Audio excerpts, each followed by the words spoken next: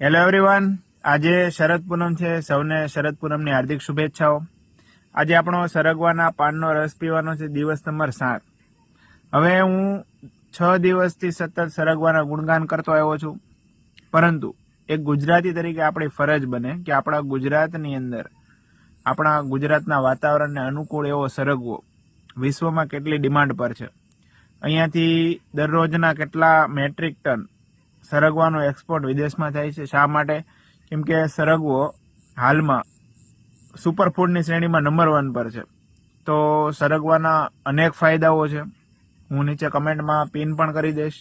ને તમે શિક્ષિત વ્યક્તિ હો, ભણેલા ગણેલા વ્યક્તિ હોય, તો તમારે સમય ગુમાવ્યા વગર આજે જ ગૂગલ સર્ચ કરવું જોઈએ કે ભાઈ સરગવાના કેટલા ફાયદાઓ છે. તો કમેન્ટમાં હું પિન તો કરવાનો છું, ને વિડીયોને લાઇક શેર કરવાનું ના ભૂલતા, કેમ કે ઘણા વ્યક્તિઓ એવા છે જેના ઘરે સરગવો છે પણ સરગવાના શું ફાયદાઓ થાય એમને ખબર નથી. તો એવા વ્યક્તિઓને ખાસ શેર કરજો.